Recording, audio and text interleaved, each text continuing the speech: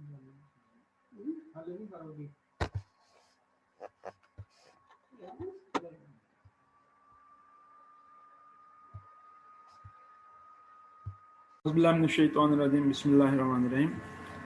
I'm Muhammad Abdul Rahman from Park Pure Line.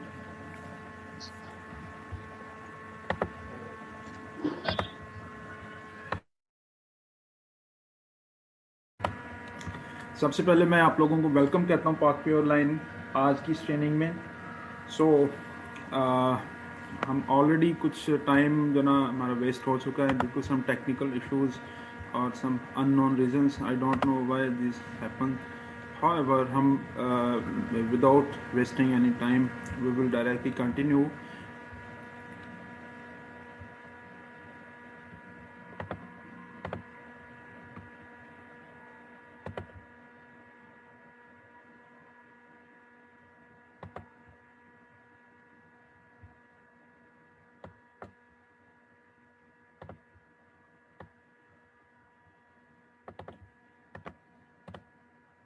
Okay जी, Park Pure Line के बारे में थोड़ा सा इंट्रोडक्शन करवा दूँ। Park Pure Line basically consultancy और ऑडिटिंग फर्म है। हम मुख्तलिफ प्रोजेक्ट्स पे काम कर रहे हैं। आपके सामने हमारे प्रोग्राम्स की लिस्ट डिस्प्ले की गई है। इसमें food safety awareness training sessions हैं, टेक्निकल ट्रेनिंग वर्कशॉप्स और सेमिनार्स हैं। इसी तरह फूड इंडस्ट्री के लिए हमारी R&D और एडवाइजरी फैसिलिटीज़ हैं। कुछ जितने भी प्रोजेक्ट्स हम लेके चल रहे हैं इनमें सभी प्रोजेक्ट्स हम विद कोलैबोरेशन लेके चल रहे हैं, मतलब with collaboration of academia and industry. So these are some organisations with which we have our joint ventures. Along with we are also working with the food industry. Okay, the topic of today's training is ISO 17025, that is dealing with the requirements for the testing and calibration laboratories. So इस training के बारे में, इस topic के बारे में आज हम डिटेल से डिस्कशन करेंगे। ओके जी, जो मेन चीज़ें जो इस ट्रेनिंग में हम कवर करेंगे उसमें एक तो ये एक ISO 17025 का हम इंट्रोडक्शन देखेंगे। 17025 है क्या, ये स्टैंडर्ड किस चीज़ के साथ डील करता है, इसका स्कोप क्या है, इसमें मुख्तलिफ टर्म्स और डेफिनेशंस की बात होगी, फिर मैनेजमेंट की रिक्वायरमेंट्स की बात होगी और टेक्निकल रिक्वायरमेंट्स की बात होगी कि इस स्टैंडर्ड को किस तरीके से हम मतलब जो ना लेबॉर्ट्री में, किसी भी लेबॉर्ट्री में, चाहे वो फूड एनालिसिस लेबॉर्ट्री हो, मेडिकल लेबॉर्ट्री हो या अदर साइंटिफिक लेबॉर्ट्रीज हों, किस तरीके से इसके तमाम जो भी रिक्वायरमेंट्स हैं उनको फुलफिल कर सकते हैं। सो इस पर्सपेक्टिव से हम इस ट्रेनिंग को मतलब इसमें सारी चीज़ों को स्टडी करेंगे। तो मेजरली टॉकिंग अबाउट ISO 17025, इसको हम लेबॉर्ट्री मैनेजमेंट सिस्टम भी बोलते हैं और ये जनरल गाइडलाइंस देता है for technical requirements that are dealing with the testing and analytical laboratories. So especially इस रेफरेंस इस स्टैंडर्ड में हम जो यहाँ पे दो चीज़ें दिखाई गई हैं, बयान की गई हैं, that is step 4 and 5, that is dealing with management requirements and technical requirements. हम स्पेशली इन दो चीज़ों पे फोकस करेंगे कि किस तरीके से ये दोनों रिक्वायरमेंट्स हैं इस स्टैंडर्ड के अंदर। Okay, it is an international standard published by international organisation for standardisation, that is ISO. So that specifies the general requirements for the competence to carry out tests और calibrations. अब ये जैसा कि आपको मालूम है कि ISO का जो एक जनरली रिकॉग्नाइज्ड अदारा है जिसको हम इंटरनेशनल ऑर्गेनाइजेशन फॉर स्टैंडर्डाइजेशन बोलते हैं, ये मुख्तलिफ किस्म के स्टैंडर्ड्स देता है, जिसमें फॉर एग्जांपल अगर हम फूड से रिलेटेड बात करें, क्योंकि maximum majority of people are here joining us in today's training are food technologist और food scientist and nutritionist, so हम उसी पर्सपेक्टिव में स्टैंडर्ड की बात करेंगे। तो ISO के जैसा कि मुख्तलिफ स्टैंडर्ड्स हैं, जिसमें ISO 22000 है, FSSC 22000 है, इसके अलावा ISO 9001 है, ISO 17025 है जिसकी आज हम बात करेंगे। इसके अलावा और स्टैंडर्ड्स भी हैं जैसा कि ISO 14001 है जो कि डील करता है एनवायरमेंटल मैनेजमेंट सिस्टम। इसी तरह और कई भी स्टैंडर्ड्स हैं।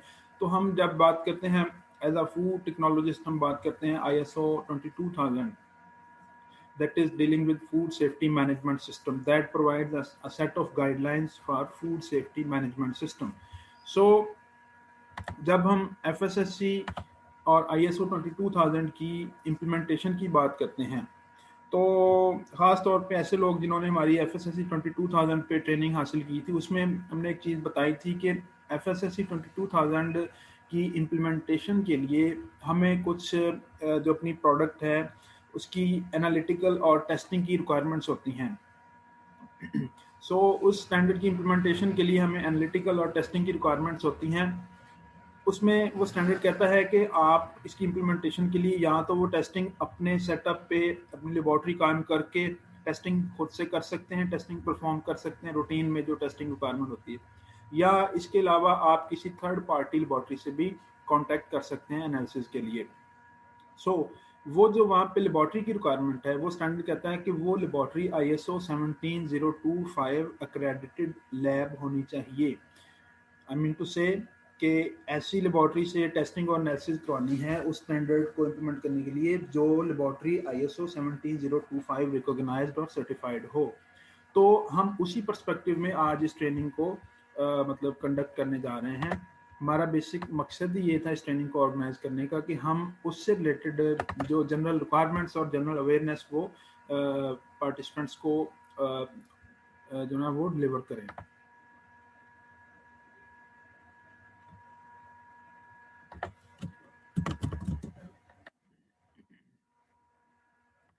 ओके, अभी क्वेश्चन पूछ रहे हैं चैट में कि आप स्लाइड्स वगैरह देंगे। डेफिनेटली आपको स्लाइड्स और ट्रेनिंग मटेरियल, रिकॉर्डिंग, सारी चीज़ें आपको डिलीवर की जाएंगी। आप प्लीज़ थोड़ा सा सर फोकस रखिए अपनी स्लाइड्स के ऊपर, फिर इंशाल्लाह सारी चीज़ें आपके साथ बाद में शेयर की जाएंगी। ओके, हम बात कर रहे थे कि हम ISO 22000 के पर्सपेक्टिव में इस स्टैंडर्ड को आज डिस्क्राइब करेंगे कि वहाँ पे टेस्टिंग की रिक्वायरमेंट्स होती हैं लेबॉर्ट्री जो कि ISO 17025 अक्रेडिटेड और रिकॉग्नाइज्ड हो। इसी पर्सपेक्टिव में आज हम इस स्टैंडर्ड को स्टडी करने जा रहे हैं। Okay, there are 15 management requirements and 10 technical requirements. अब सबसे पहले हम बात कर लेते हैं सिस्टम की कि इसके 3 वर्जन हैं सिस्टम के। एक सबसे पहला वर्जन आया था 1999 में, 1999 में। फिर उसके बाद 2005 में वर्जन आया, अपडेट आई। अब रिसेंट जो अपडेट्स हैं इसमें 2017 में, 2017 में इसका लेटेस्ट वर्जन आया है जो कि अभी तक इम्प्लीमेंटेड है एज इट इज़। तो उस सिस्टम के तहत इसकी 15 मैनेजमेंट रिक्वायरमेंट्स हैं और 10 टेक्निकल रिक्वायरमेंट्स हैं। हम मेजर फोकस इन्हीं दोनों चीज़ों पे रखेंगे। सो ये जो 15 मैनेजमेंट और 10 टेक्निकल रिक्वायरमेंट्स हैं, ये हमें एक set of guidelines, outlines provide करती है अपनी लेबॉर्ट्री को उस सिस्टम के तहत मैकेनाइज करने के लिए और उसको फर्दर एक्रेडिटेड कराने के लिए। Okay ji, ISO 17025 applies to all organizations that are performing tests और कैलिब्रेशन। किसी भी फील्ड में वो टेस्टिंग और कैलिब्रेशन परफॉर्म करती हैं तो डेफिनेटली वो ISO 17025 को अडॉप्ट कर सकती हैं। लेकिन इसको अडॉप्ट करने के लिए कुछ बेसिक रिक्वायरमेंट्स हैं, कुछ जनरल रिक्वायरमेंट्स हैं जो कि मैनेजमेंट के पार्ट पे आती हैं, और कुछ टेक्निकल रिक्वायरमेंट्स हैं जो कि आती तो मैनेजमेंट के पार्ट में, लेकिन मैनेजमेंट ने फर्दर अपना एक ऑर्गेनोग्राम डेवलप करके टेक्निकल जो पर्सन हैं उनको हायर करना है सारी टेक्निकल रिक्वायरमेंट्स को पूरा करने के लिए। हम इन्हीं चीज़ों को आगे फर्दर डिटेल में डिस्कस करेंगे। सो अभी तक हमने आपको बताया है कि ISO 17025 ये ट्रेनिंग कराने का हमारा मकसद क्या है, या ISO 17025 किन चीज़ों में डील करता है, किस सेक्टर में डील करता है। ओके जी, अब बात हम करते हैं मैनेजमेंट रिक्वायरमेंट्स की और टेक्निकल रिक्वायरमेंट्स की। मैनेजमेंट रिक्वायरमेंट्स में जो specifically dealing with the requirements for lab environments, जिसके आगे 15 जो ना चैप्टर्स हैं, 15 मेजर सेक्टर्स हैं, जिसमें organisation, quality system, document control, review of contracts, subcontracting, purchasing, service to the client, then complaints handling, then control of non-conforming work, then improvement, then dealing with the corrective actions and preventive actions, then control of quality records, internal auditing requirements इसकी क्या हैं ये भी हम देखेंगे, फिर management review की भी बात करेंगे। और जब हम बात करते हैं टेक्निकल रिक्वायरमेंट्स की, उसमें specifically dealing with the technical requirements for laboratory, जो कि लेबॉर्ट्री की फंक्शनैलिटी के लिए मीन्स टू से जो वहाँ पे एनालिसिस और टेस्टिंग और कैलिब्रेशन परफॉर्म होगी उसके बारे में डायरेक्टली ये डील करती है, जिसमें 10 इसके चैप्टर्स हैं, लाइक जनरल रिक्वायरमेंट्स, फिर personnel, then accommodation, testing methods and validation, equipment, measurement, traceability, sampling, test items, quality control and report introduction. So इन सारी चीज़ों के बारे में हम वन बाय वन डिस्कस करेंगे।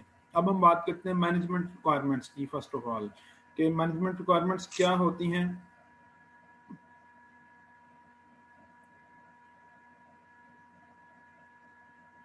Okay, so management requirements, as the name depicts, all the requirements that are on behalf of or on part of management team। Management में क्या है, जो टॉप लीडरशिप है उस लेबॉर्ट्री की, आई मीन टू से उसका बॉस है या डायरेक्टर है या सीईओ आप कह सकते हैं, उसके पार्ट पे जो भी रिक्वायरमेंट आती हैं या बॉस के पार्ट पे जो भी रिक्वायरमेंट्स आती हैं, like management requirements pertain to the operation and effectiveness of the quality management system within the laboratory. The requirements are also similar to ISO 9001 और सेम लाइक जैसे हम ISO 22000 में भी हमने ये चीज़ें सारी पढ़ी थी कि मैनेजमेंट रिस्पॉन्सिबिलिटीज़ क्या क्या हैं, कि मैनेजमेंट ने सारे रिसोर्सेज प्रोवाइड करने हैं, provision of resources and provision of all other complementary necessities. Okay, so management के पार्ट पे रिक्वायरमेंट्स क्या आते हैं कि मैनेजमेंट ने तमाम रिसोर्सेज देने हैं, जो बॉस है, जो सीईओ है, जो ओनर है उस लेबोरेटरी का, उसने क्या है तमाम रिसोर्सेज प्रोवाइड करने हैं अपनी टीम को। सो इसको हम मैनेजमेंट रिक्वायरमेंट में डील करते हैं।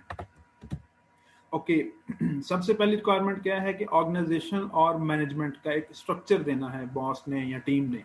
ठीक है, एक प्रॉपर ऑर्गेनोग्राम होगा, जिस ऑर्गेनोग्राम के तहत जो ना बाकायदा एक टीम बनेगी, टीम डेवलपमेंट होगी, उसमें मुख्तलिफ रोल्स और रिस्पॉन्सिबिलिटीज़ और अथॉरिटीज़ और अथॉरिटेटिव कमांड को डिफाइन किया जाएगा कि किसका क्या रोल होगा। मैनेजर का ये रोल होगा, डायरेक्टर का ये रोल होगा, सुपरवाइजर का ये रोल होगा, बॉस का ये रोल होगा। डेफिनेटली बॉस का एक अथॉरिटेटिव रोल है, अथॉरिटेटिव कमांड है, तमाम रिसोर्सेज तमाम चीज़ें बॉस के हाथ में हैं। तो उसने अपनी टीम को जैसे मतलब चाहेगा, जैसे अपनी वो क्वालिटी पॉलिसी डिफाइन करेगा, उसके अकॉर्डिंगली सारी चीज़ों को वो लेके चलेगा। The lab must have legally responsible, मतलब उस पर लीगली सारी चीज़ें वो जो भी इस सिस्टम को कंप्लाई करती हो। The lab must be organize so that it can carry out its work at permanent और temporary facilities. The responsibilities must be carefully divided to avoid conflicts of interest. The lab must have management and technical personnel. Staff must be free from any undue pressure that could adversely affect the work. The lab must have policies for confidential of information. The lab must have an organizational chart that specifies the interrelationships of our personnel. The lab must have a technical manager and a quality manager. अब यहाँ पे क्या बात आ रही है, management की बात आ रही है, मैनेजमेंट के पार्ट पे बात आ रही है कि मैनेजमेंट ने फर्दर पे टेक्निकल पर्सोनल को कैसे लेके चलना है। अभी तक यहाँ पे मैनेजमेंट के रोल्स एंड रिस्पॉन्सिबिलिटीज की और अथॉरिटेटिव कमांड की बात हो रही है। सो यहाँ पे क्या है, इस सिस्टम ये चीज़ बताई गई है कि मतलब लैब स्ट्रक्चर को डेवलप करने के लिए एक प्रॉपर ऑर्गेनोग्राम हो जिसमें टेक्निकल मैनेजर और क्वालिटी मैनेजर हो। तो इसी तरह से पूरी मैनेजमेंट टीम का एक स्ट्रक्चर डिज़ाइन होगा। मैनेजमेंट सिस्टम फिर वहाँ पे इम्प्लीमेंट किया जाएगा is a set of interrelated और interesting elements that organizations use to direct and control how quality policies are implemented and quality objectives are achieved. The laboratory shall establish, implement and maintain a management quality system.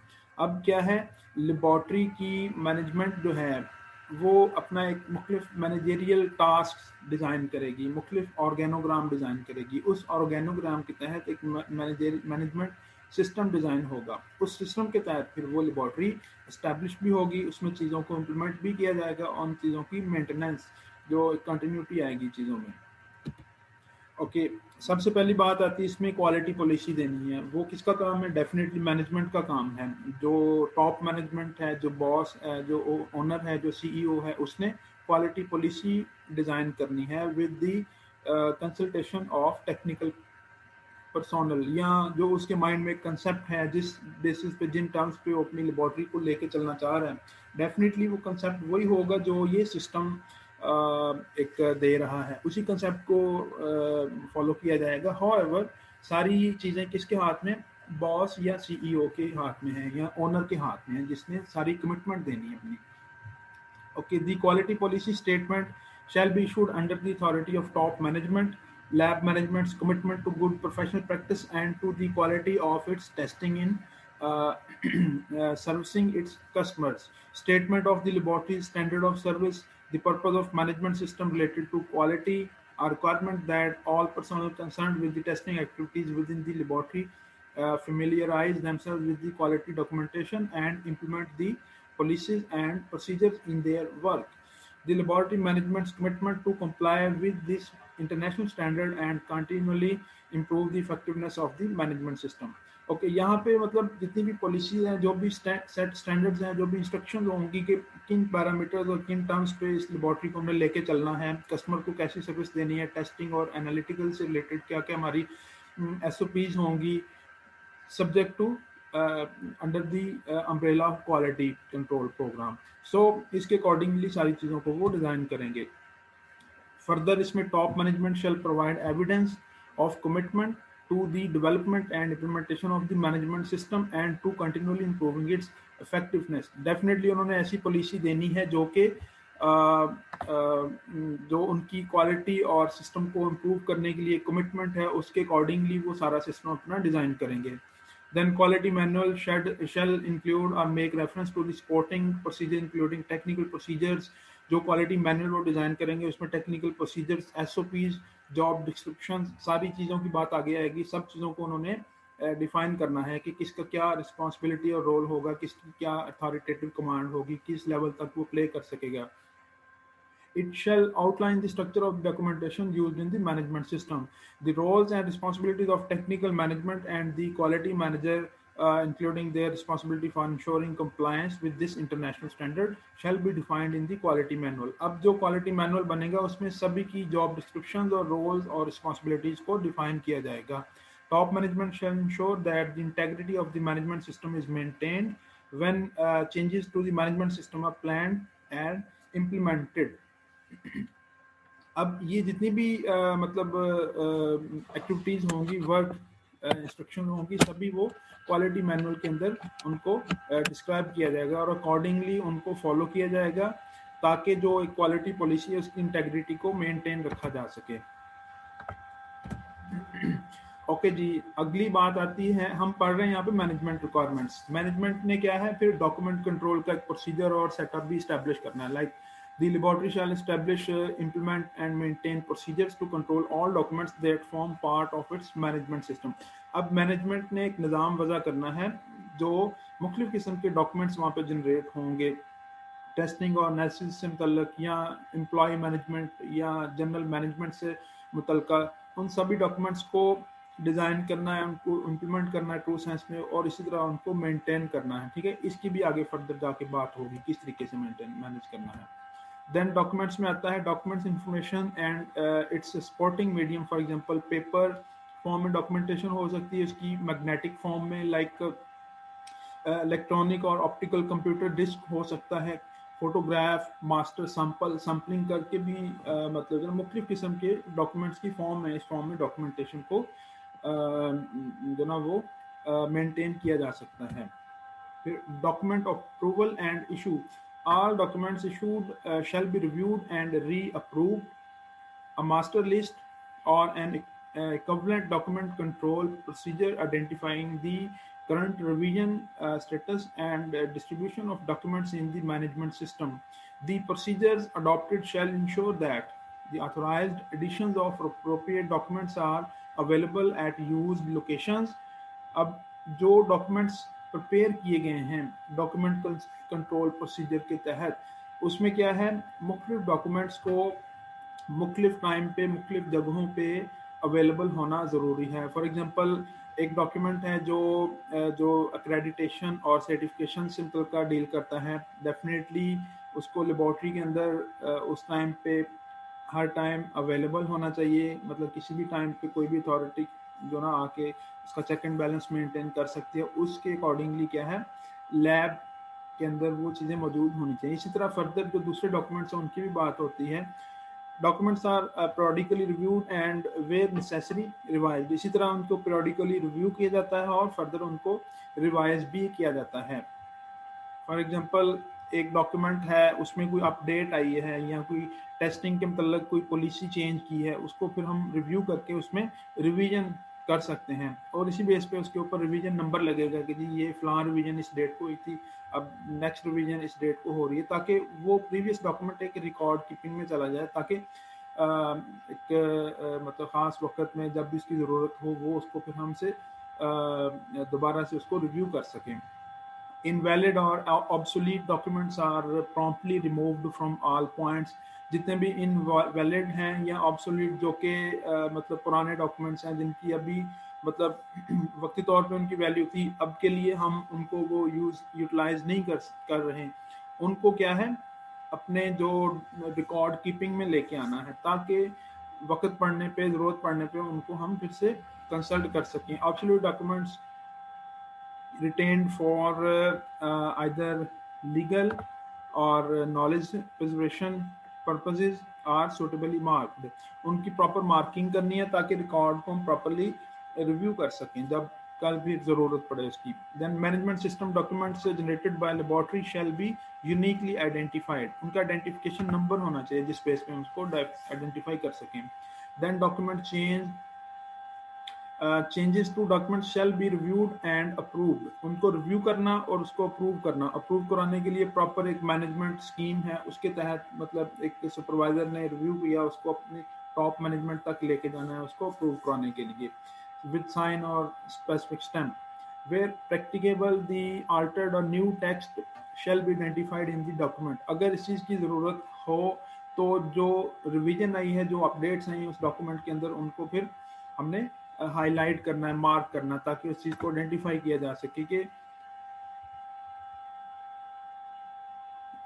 जो ना इस चीज़ को हम review में ये document का new version आया है। इसी तरह amendment shall be clearly marked, initiated and dated.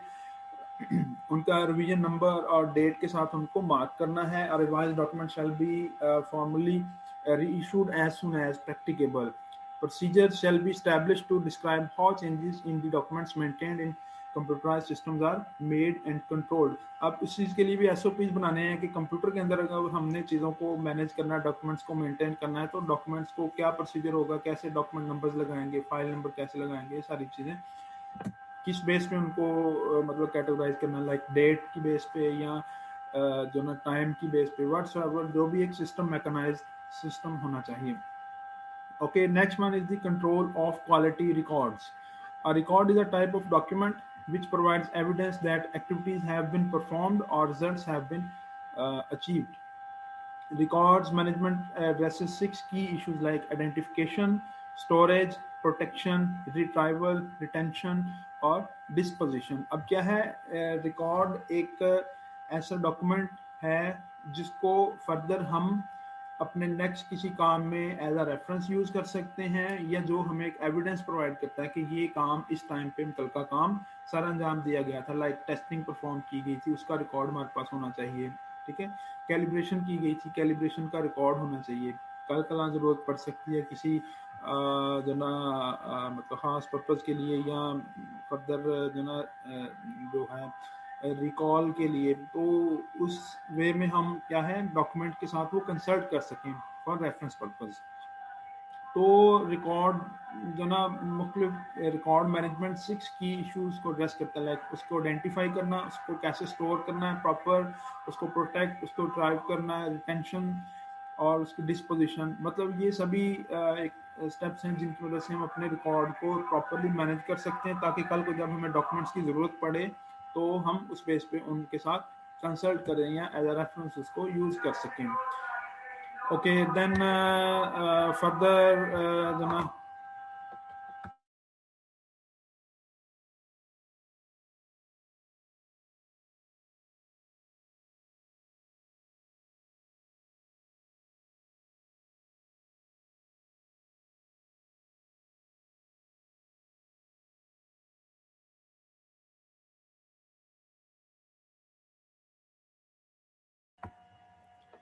Okay, next is a review of requests, tenders, and contracts. The laboratory shall establish and maintain procedures, and it shall ensure that, including the methods to be used, the capability and resources to meet the requirements, the selected method is capable of meeting the customer's requirements. मतलब जो मुख्तलिफ request हैं, tenders हैं या contracts हैं, सब contractors हैं, उनके साथ कैसे डील करना है लेबॉर्ट्री को इस सिस्टम के अंदर रहते हुए, ये भी मैनेजमेंट की ही रिस्पॉन्सिबिलिटी है कि उसने एक सिस्टम वजह करना है। उसमें जो ना वो डिस्क्राइब किया जाएगा कि कौन सा मेथड यूज़ किया, the capability and resources to meet the requirements, हमारी कैपेबिलिटी क्या है और हमारे पास रिसोर्सेज क्या हैं, हम इन रिक्वायरमेंट्स को मीट अप कर सकते हैं या नहीं, या टाइमली डेडलाइंस को मीट कर सकते हैं कि नहीं। Labs personnel have the skills and expertise necessary for the performance of tests. इस चीज़ को भी देखना है कि उनकी कैपेबिलिटी इस चीज़ में है कि हम जो भी कॉन्ट्रैक्ट बनाएंगे, हम उस कॉन्ट्रैक्ट को फुलफिल करने के लिए हमारी अपनी कैपेबिलिटी है, हम टाइमली डेडलाइंस को मीट अप करने के लिए वो तमाम रिसोर्सेज रखते हैं। ये भी मैनेजमेंट ने ही इस चीज़ को रिव्यू करना है। The review shall also cover any work that is subcontracted by the laboratory. The customer shall be informed of any deviation from the contract. अब इस चीज़ में भी बहुत ज़्यादा क्लियर और मतलब क्लियर कट होना चाहिए कि जो भी डेविएशन होगी कॉन्ट्रैक्ट के साथ, उसको मतलब क्या है, कस्टमर को इन्फॉर्म करना है कि हमारा आपके साथ ये कॉन्ट्रैक्ट था, इस वे में हम इस कॉन्ट्रैक्ट को लेके चले हैं, या फर्दर इसमें ये डेविएशन है। Okay, then subcontracting of tests and calibrations. The laboratory subcontractors contracts work shall be placed with a competent subcontractor.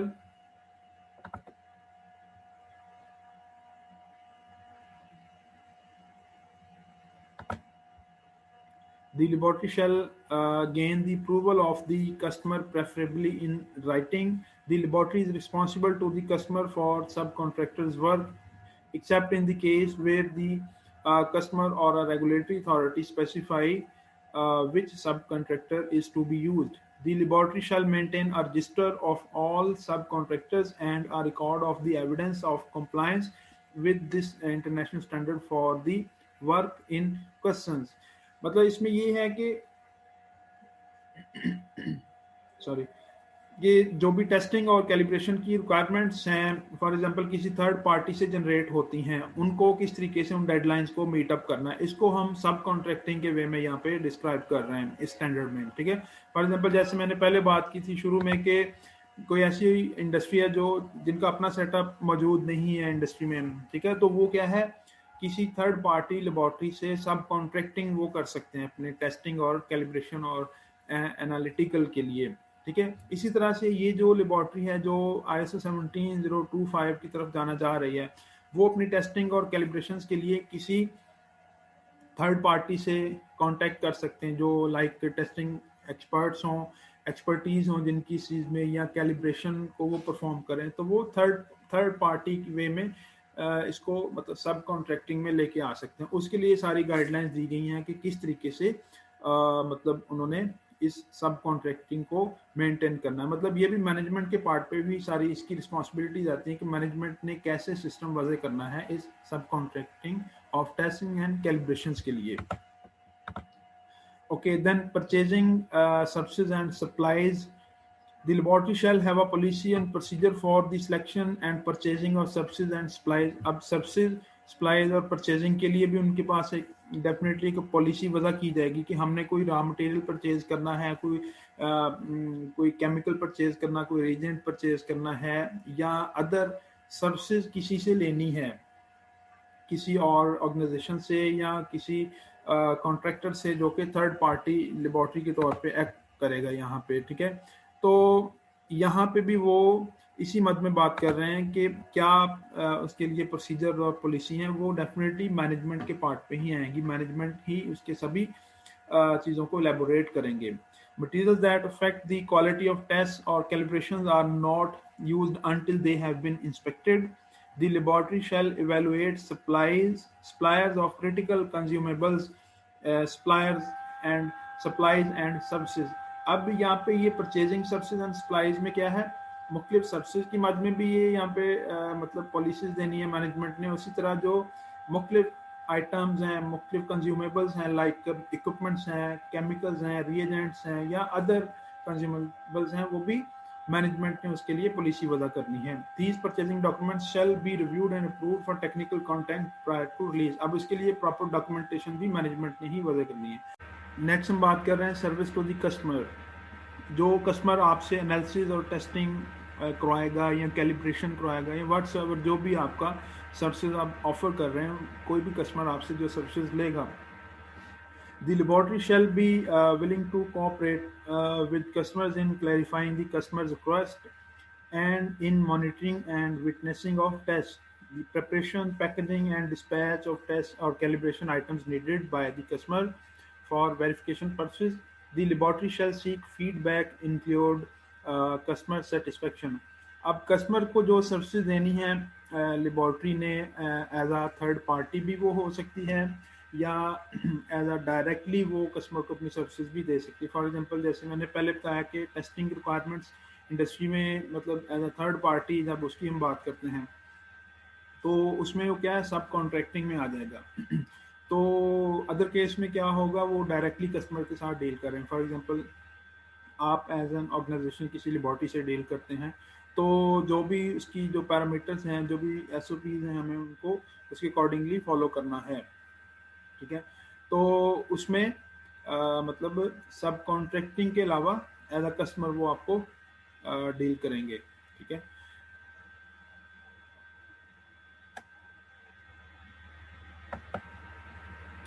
Then आगे जो है एज कंप्लेंट्स की बात आती है कि कस्टमर की जो कंप्लेंट्स हैं या क्वेरीज हैं या जो सजेशंस हैं उनको हैंडल करने के लिए आपके पास एक प्रॉपर मैकेनिज्म होना चाहिए। उसके लिए आपके पास प्रोसीजर और एसओपीज होने चाहिए जो कि डेफिनेटली मैनेजमेंट ने आपको देने हैं।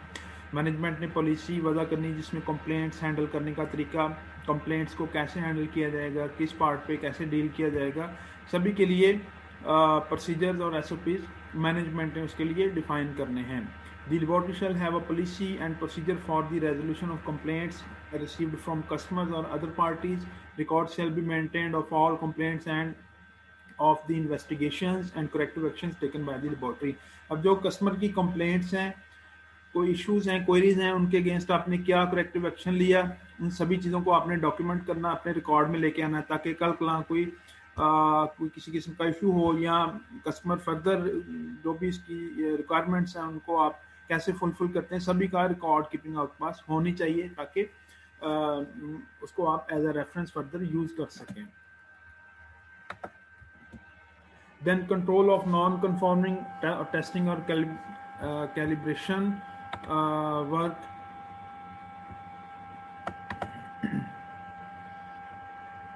Okay, the laboratory shall have a policy and procedures non-conforming tests. Like the policy and procedure shall ensure that the responsibilities and authorities for the management of non-conforming work are designated and actions are defined and taken when non-conforming work is identified. An evaluation of the significance of the non-conforming work is made.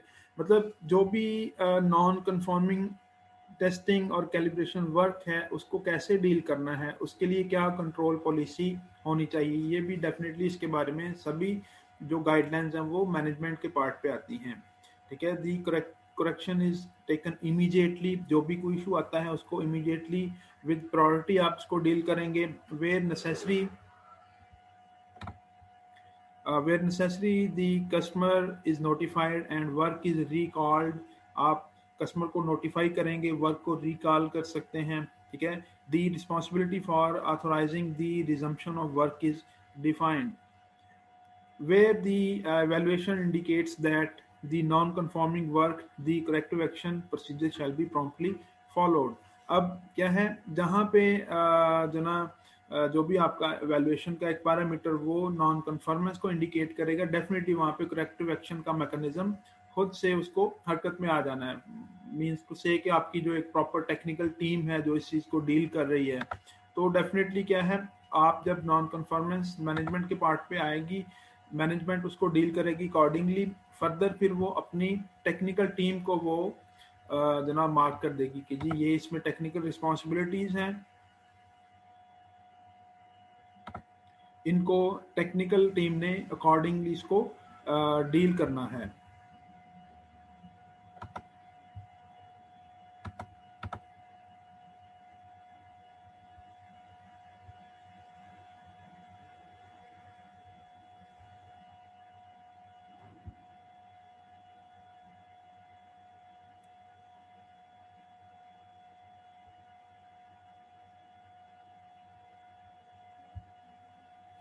Okay, next improvement की बात आती है। ये भी management के part पे responsibility है, जिसमें the laboratory shall continually improve the effectiveness of its management system through the use of like quality policy, quality objectives, audit results, analysis of data, corrective and preventive actions, management review।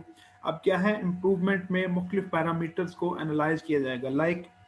सबसे पहले मतलब जो already चीज़ें आपकी चल रही हैं उनको फर्दर हम उसमें अपडेट में लेके आना चाह रहे हैं या इम्प्रूवमेंट लेके आना चाह रहे हैं, या फॉर एग्जांपल कोई न्यू साइंटिफिक इंफॉर्मेशन आई है कि मेथड में कोई इम्प्रूवमेंट आई है, न्यू मेथड हमारे पास है, या कैलिब्रेशन में आपने इम्प्रूवमेंट की है, या टेस्टिंग इक्विपमेंट आपने अपडेशन में लेके आए। तो सभी चीज़ों को अपने सिस्टम में इनकॉर्पोरेट करने के लिए और इम्प्लीमेंट करने के लिए आपने फिर फर्दर जो आपके पास एक बेसिक इंफ्रास्ट्रक्चर है आपका, जो आपने क्वालिटी पॉलिसी बनाई है, अदर जो भी आपकी जो बेसिक पैरामीटर्स हैं उनमें फिर आपने रिव्यू करना है। आप क्वालिटी पॉलिसी को रिव्यू करेंगे, ठीक है, आप उसके अकॉर्डिंगली अपनी क्वालिटी पॉलिसी को रीमॉडिफाई करेंगे। देन आपके ऑब्जेक्टिव्स, एम्स क्या थे, आप उन पे भी नज़रसानी करेंगे, ठीक है, अपने सिस्टम को मॉडिफाई करने के लिए। देन जो ऑडिट्स होते हैं, वो इंटरनल ऑडिट्स हैं चाहे एक्सटर्नल ऑडिट्स हैं या थर्ड पार्टी ऑडिट्स हैं, सभी को आप उनके रिजल्ट्स को आप रिव्यू करेंगे कि करंटली सिचुएशन क्या चल रही है, जो न्यू अपडेट्स हैं या सिस्टम में इनकॉर्पोरेट करने के लिए, उनके लिए हमें जो ऑडिट रिजल्ट्स ऑलरेडी हमारे पास हैं उनको किस तरीके से उसमें इम्प्रूवमेंट लेके आई जा सके। इसी तरह जो आपके पास एग्जिस्टिंग डाटा है उस टेस्टिंग या कैलिब्रेशन से रिलेटेड उसको आप रिव्यू करेंगे। देन करेक्टिव और प्रिवेंटिव एक्शंस, उनको आप देखेंगे कि ऑलरेडी आपने करेक्टिव एक्शंस क्या लिए हैं, कैसे आप प्रिवेंशन कर रहे हैं एक खास प्रोजेक्ट में रहते हुए। देन मैनेजमेंट रिव्यू में इन सारी चीज़ों को डिस्कस करके देन हम अपनी क्वालिटी पॉलिसी में अपडेट लेके आएंगे या इम्प्रूव करेंगे उसको। तो अपडेट को हम फिर फर्दर न्यूअर वर्जन में देन डिस्कस करते हैं। देन करेक्टिव एक्शन की बात आ रही है। The laboratory shall establish a policy and a procedure and shall designate appropriate authorities for implementing corrective action when non-conforming work or departures from the policies and procedures in the management system or technical operations have been identified। So इसमें क्या होता है कि जो already आपके पास ambiguities हैं आप उनको कैसे डील करते हैं, नॉन कन्फॉर्मेंसेस को कैसे डील करते हैं, और उसके अगेंस्ट नॉन कन्फॉर्मेंस को ख़त्म करने के लिए, रेडिकेट करने के लिए आप करेक्टिव एक्शन क्या लेते हैं, कैसे आप अपने जो नेक्स्ट टाइम के लिए जो ताकि मतलब टेस्टिंग या कैलिब्रेशन में किसी किस्म की कोई मिस्टेक या कोई डेविएशन ना आए, उस चीज़ को आप जनाब मतलब रेडिकेट करने के लिए, ख़त्म करने के लिए जो करेक्टिव एक्शन लेते हैं उनका क्या मैकेनिज्म वजह करेंगे, इसको हम करेक्टिव एक्शन में डील करते हैं। देन कॉज एनालिसिस, इसमें रूट कॉज एनालिसिस देखा जाता है कि जो एक स्पेसिफिक नॉन कन्फॉर्मेंस आई है या जो इशू चल रहा है उसको एनालाइज करने के लिए उसका रूट कॉज एनालिसिस किया जाता है कि उसकी रीज़न क्या है उसके बिहाइंड, ठीक है, मतलब करेक्टिव एक्शन के बाद इसको हम इम्प्लीमेंट करते हैं ताकि इस चीज़ में देखा जाता है कि जो करेक्टिव एक्शन हमने लिया है उसमें क्या क्या ऑब्जर्वेशन हमारे सामने आई हैं उसी बेस पे जो ट्रेंड डाटा एनालिसिस है उस बेस पे फिर इस तरह गैप एनालिसिस की बेस पे हम कॉज एनालिसिस करते हैं। Cause analysis is the key and sometimes the most difficult part in the corrective action procedure। Often the root cause is not obvious and thus a careful analysis of all potential causes of the problem is required। Potential causes could include customer requirements, the sample specifications, methods and procedures, staff skills and training, consumables, equipment and its calibration. ये सभी parameters हैं जिनको हम analyse करते हुए root cause की तरफ जाते हैं कि आखिर उस ये इशू जनरेट क्यों हुआ या वो नॉन कन्फॉर्मेंस सिस्टम में क्यों इनकॉर्पोरेट हुई, इसको हम इस वे में इसके साथ डील करते हैं। तो इसके लिए सभी जो मैकेनिज्म है, जो पॉलिसी स्टेटमेंट है, वो क्या है, मैनेजमेंट ने वजह करनी है। Then preventive action is required. Action plans shall be developed, implemented and monitored to reduce the likelihood of the occurrence of such non-conformities and to take advantage of the opportunities for improvement. The preventive action might involve analysis of data including trend and risk analysis and proficiency testing results. अब क्या है, हमने cause analysis के बाद preventive action की तरफ जाना है ताकि वो नॉन कन्फॉर्मिटी या जो ऑलरेडी जो मतलब सिस्टम में इश्यूज हैजर्ड चल रहे हैं उनको दोबारा से हैपन होने से रोका जा सके। इसको हम प्रिवेंटिव एक्शन में लेते हैं।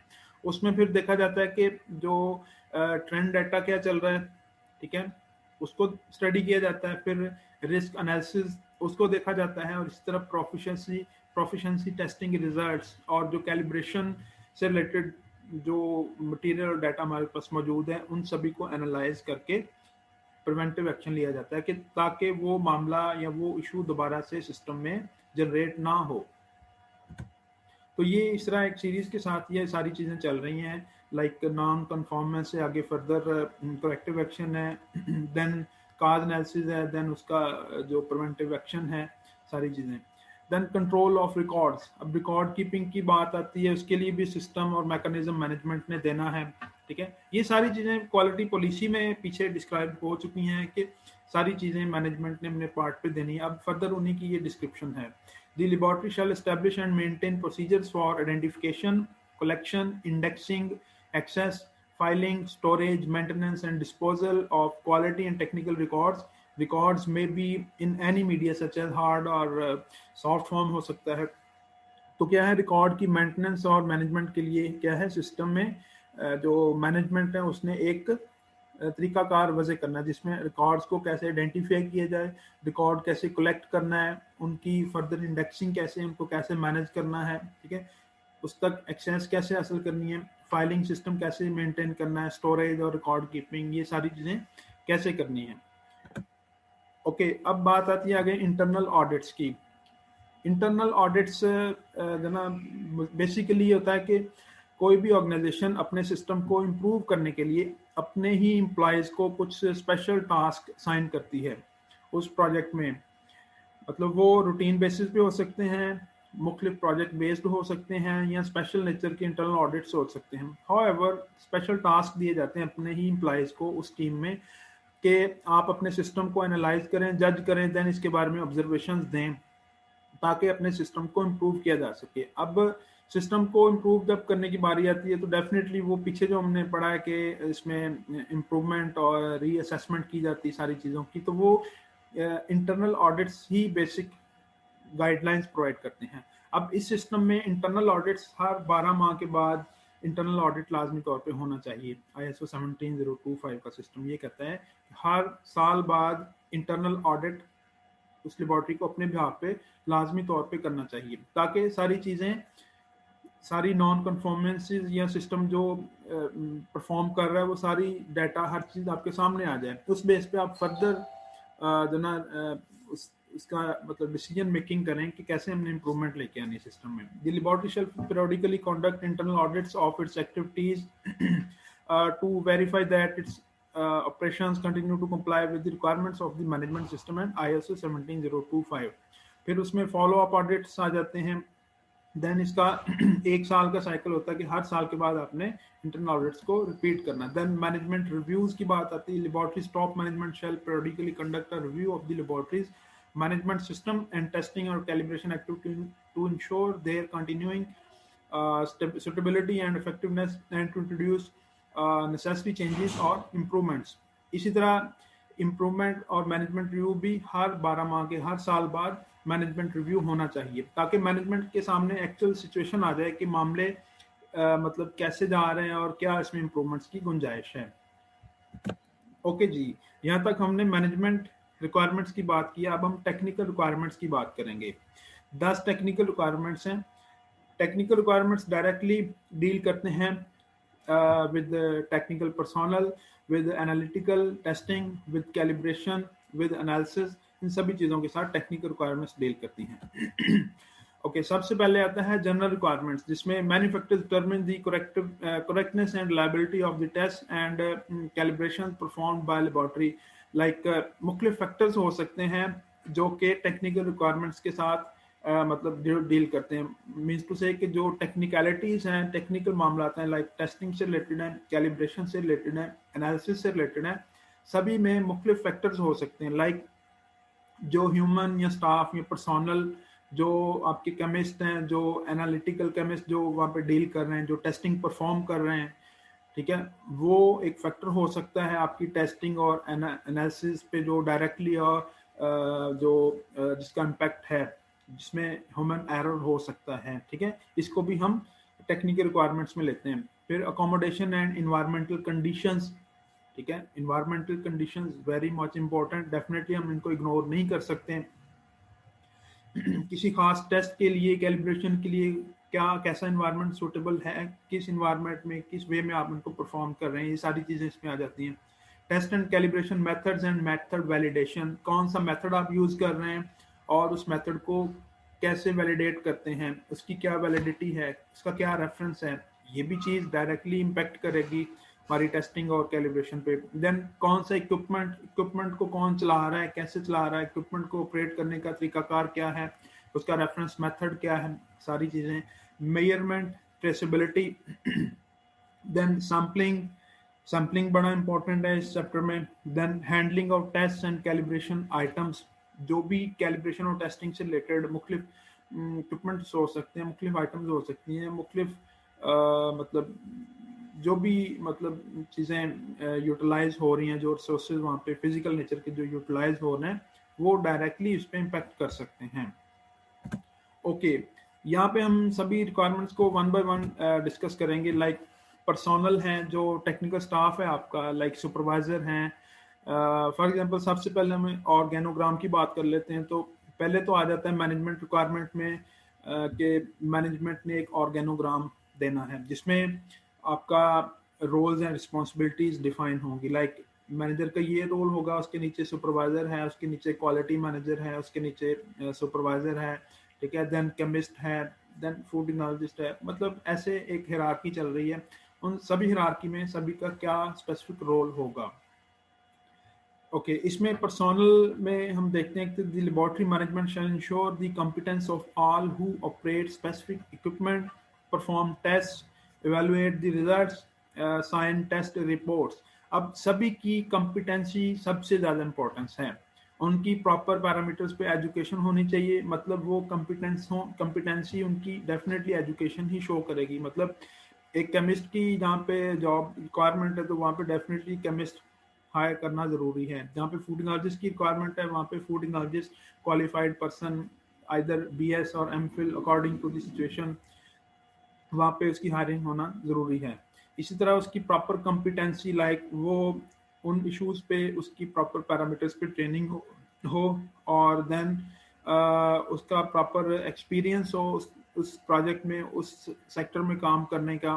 ठीक है, तो जहाँ तक ट्रेनिंग और एक्सपीरियंस की बात आती है, तो डेफिनेटली उसके लिए फिर जो ऑर्गेनाइजेशन है, जो लेबॉर्ट्री है, वो अपने एम्प्लॉयज़ को वो डेजिग्नेट करेगी मुख्तलिफ किस्म की ट्रेनिंग्स के लिए। लाइक फॉर एग्जांपल आज की अगर ये ट्रेनिंग हो रही है ISO 17025 पे, जो कोई डायरेक्टली लैब के साथ डील करती है, तो डेफिनेटली कुछ ऐसे लोग हमारी ट्रेनिंग में मौजूद होंगे, प्रोफेशनल्स, जो किसी ना किसी इंडस्ट्री के बिहाफ पे यहाँ पे हमारे पास ट्रेनिंग के लिए आए हैं, या व्हाट्सएवर कुछ लोग अपने पार्ट पे भी ये ट्रेनिंग हासिल कर रहे होंगे। However the ultimate purpose is to improve the competency level. ठीक है, तो इसी तरीके से मुख्तलिफ रिफ्रेशर ट्रेनिंग्स करवाई जाएं अपने एम्प्लॉयज़ को, ताकि उनका कॉम्पिटेंसी लेवल उस एरिया में इंक्रीज हो।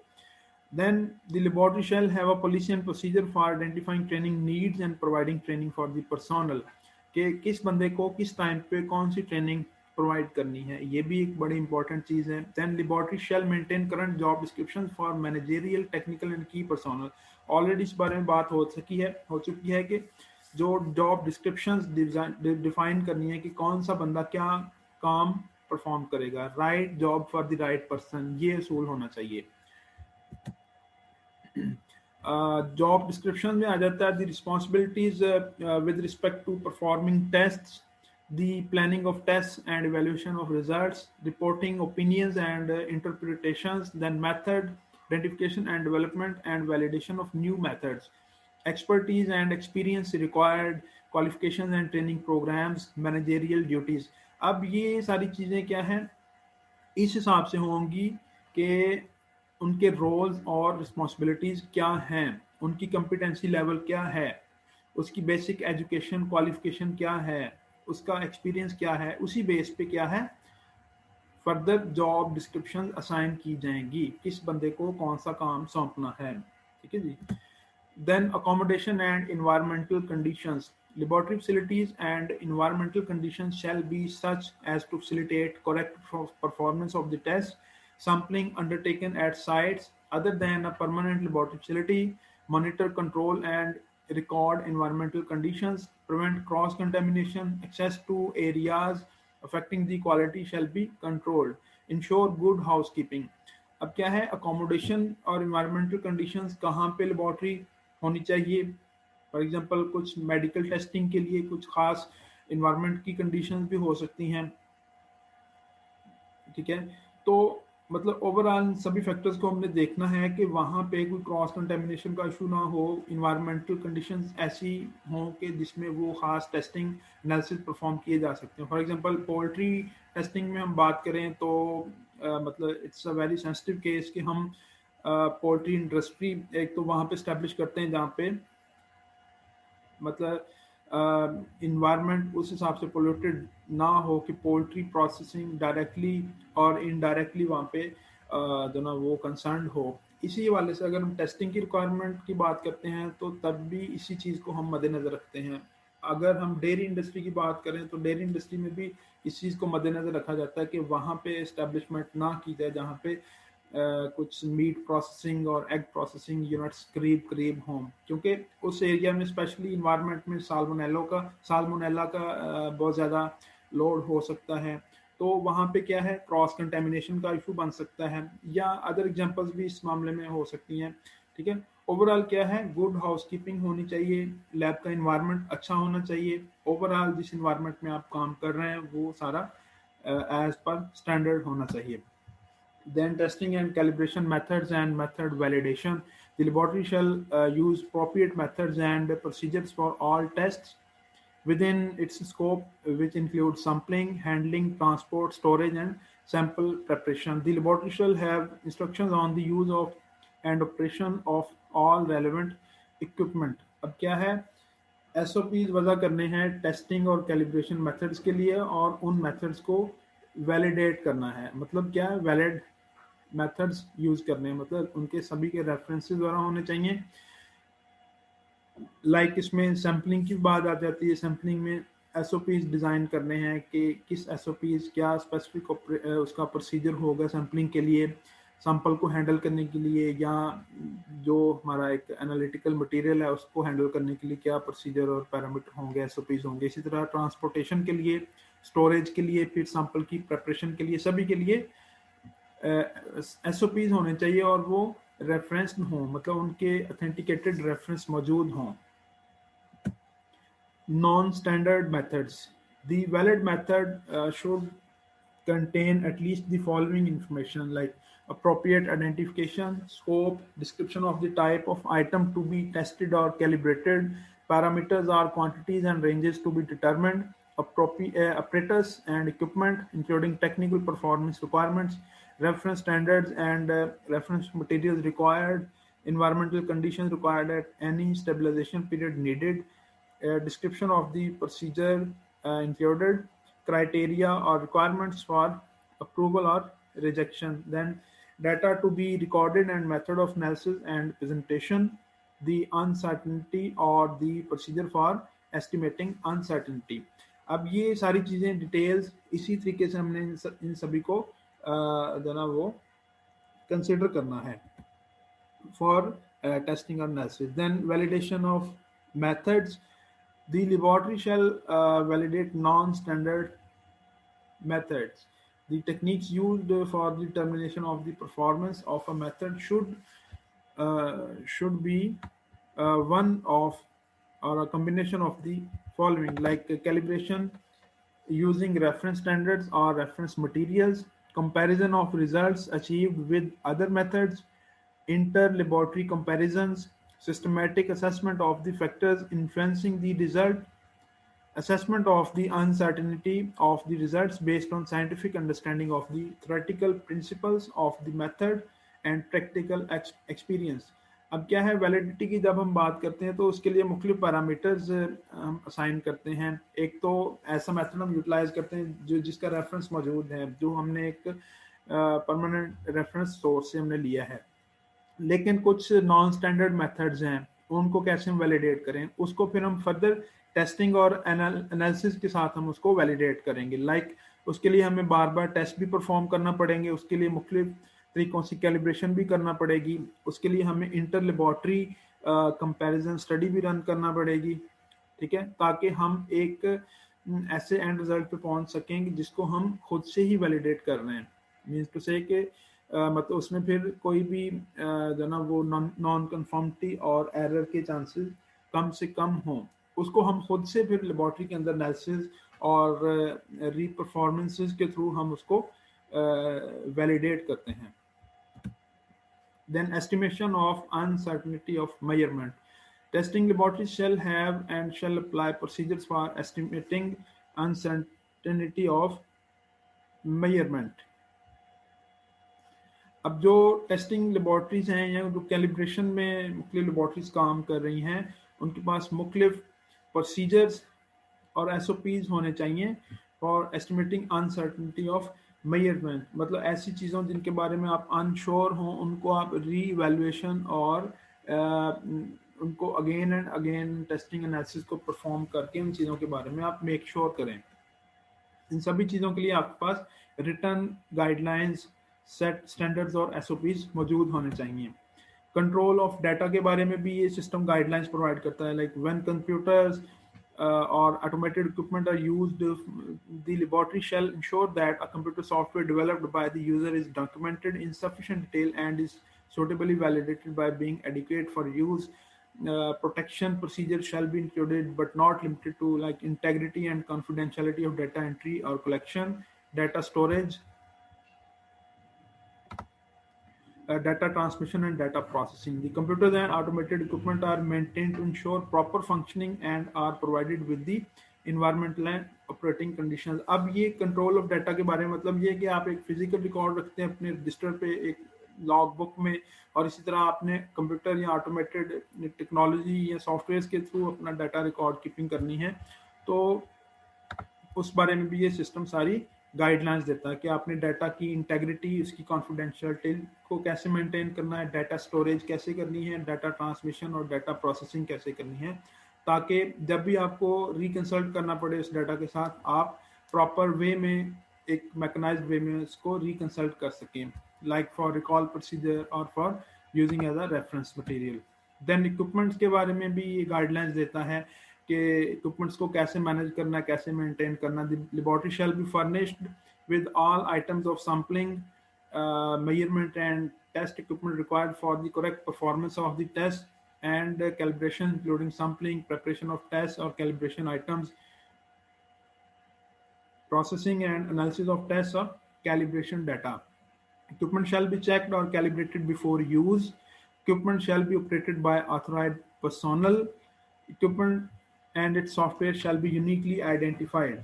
मतलब इक्विपमेंट के ऑपरेशन और उसकी जनरल मैनेजमेंट के बारे में बात की गई है कि टेक्निकल पर्सोनल और जो क्वालिफाइड पर्सोनल है वो ही उस खास इक्विपमेंट को वो यूज़ करेगा, ठीक है, और उसको यूज़ करने के लिए उसकी कॉम्पिटेंसी होनी चाहिए, उसका एक्सपीरियंस होना चाहिए। इसी तरह इक्विपमेंट को कैलिब्रेट करना है कोई भी टेस्ट रन करने से पहले, ये सभी गाइडलाइंस इस सिस्टम के अंदर मौजूद हैं। Then equipment records, the records shall include at least the following, the identity of the item of equipment and its software, the manufacturer's name, type identification, and serial number, checks that equipment complies with the specification, the current location where appropriate, equipment की recording के बारे में ये सारी चीज़ें बात हो रही हैं कि कैसे इक्विपमेंट का रिकॉर्ड मेंटेन करना है जब इक्विपमेंट आपने मतलब जो ना मतलब जनरल इसकी रिक्वायरमेंट्स हैं कि परचेज करना है या उसके साथ डील करना है, सारी चीज़ें उसकी सॉफ्टवेयर और उसकी स्पेसिफिकेशंस उसकी रिक्वायरमेंट्स को आपने देखना है। देन मैन्युफैक्चरर नेम आइडेंटिफिकेशन किस टाइप का है, उसका सीरियल नंबर क्या है, ठीक है, ये सारी चीज़ों को आपने वैलिडेट करना है। Then current location where appropriate, manufacturers instructions क्या है उस बारे में, उसको हैंडल करने के बारे में, उसको कैलिब्रेट करने के बारे में, उसको कैसे एडजस्ट करना है, कैसे उसको मतलब यूज़ करना है, सारी चीज़ें क्या है उसको मतलब इस बारे में इंस्ट्रक्शन स्पेसिफाई करता है। इसी तरह उसकी माल फंक्शनिंग मॉडिफिकेशन या उसकी रिपेयरिंग के बारे में भी सारी इंस्ट्रक्शन दी जाती है इसमें। Then equipment procedures, the laboratory shall have procedures for safe handling, transport, storage, use and planned maintenance। अब क्या है, लेबॉर्ट्री के मुख्य एसओपीज खुद से डिज़ाइन करने हैं ताकि कोई भी इक्विपमेंट है लाइक कोई एनालिटिकल इक्विपमेंट है, कोई जो है मुख्तलिफ किस्म के जो असम्बलीज हैं लाइक टाइट्रेशन असम्बली हो सकती है या कोई फर्नेस हो सकती है, कोई इंक्यूबेटर हो सकता है या अदर इक्विपमेंट्स कोई भी हैं, सभी को कैसे आपने डील करना है, कैसे हैंडल करना है, उनके लिए जनरलाइज्ड एसओपीज क्या होने चाहिए, उसको एक जगह से दूसरी जगह शिफ्ट करना है क्या उसका एसओपी है, उसको कैसे मेंटेन करना है, उसकी मेंटेनेंस, सभी चीज़ों के बारे में ये सिस्टम गाइडलाइंस ऑफर करता है। देन जनरल रिक्वायरमेंट्स में कुछ चीज़ें आ जाती हैं like equipment that has been subjected to overloading और mishandling, it shall be isolated to prevent its use और क्लियरली लेबल्ड और marked as out of service. मतलब कोई इक्विपमेंट ख़राब हो जाता है या वो उसका रिस्पॉन्स मतलब एज पर स्टैंडर्ड नहीं, इक्विपमेंट कोई उसमें कोई गड़बड़ है, कोई फंक्शनिंग में माल फंक्शनिंग शो कर रहा है, तो उसको आपने क्लियरली उस पर मार्क करना है कि जी ये इक्विपमेंट आउट ऑफ सर्विस है, इसको यूज़ ना किया जाए। All equipment under the control of the laboratory and requiring calibration shall be labeled coded। उसको लेबल करना और लेबॉर्ट्री का एक स्पेसिफिक कोड होना चाहिए ताकि आप उस कोड के साथ उसको आइडेंटिफाई कर सकें। Then equipment goes outside the direct control of the laboratory shall checked and shown to be satisfactory before returned to service। आप किसी सर्विस के लिए इसको भेजें, अपना प्रॉपर उस पर टैग लगा के proper check mark with date और टाइम आप उसको मतलब किसी वर्कशॉप पे किसी जगह पे भेजें सर्विस के लिए, फिर फर्दर उसी बेस पे उसको रिसीव करें, इसके लिए भी सारा आपने मैकेनिज्म वजह करना है। Then equipment including both hardware and software shall be safeguarded from adjustments which would invalidate the test और calibration results.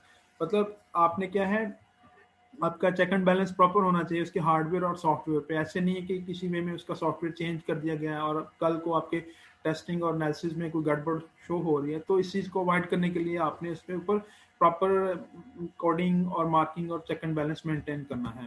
Then measurement traceability, the laboratory shall have an established program and procedure for the calibration of its equipments, which should include a system for selecting, using, calibrating, checking, controlling and maintaining measurement standard reference materials।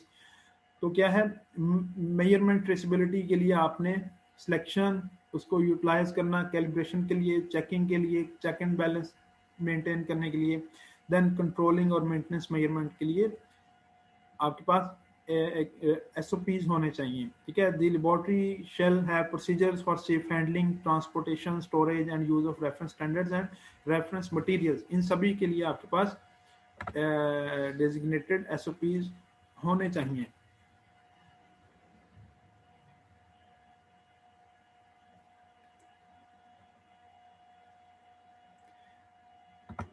Okay, just हम एक 1.5 minute में अपना session wind up कर रहे हैं, उसके बाद हम 2 मिनट की ब्रेक लेंगे, फिर हम कल सेशन स्टार्ट करेंगे। Okay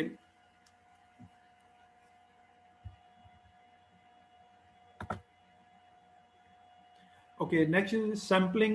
The laboratory shall have an available sampling plan and procedures for sampling when it carries out sampling of substances, materials, or products for subsequent testing or calibration, sampling के लिए आपके पास SOPs वजह करने हैं आपने, sampling कैसे करनी है, किस पर्सन ने करनी है।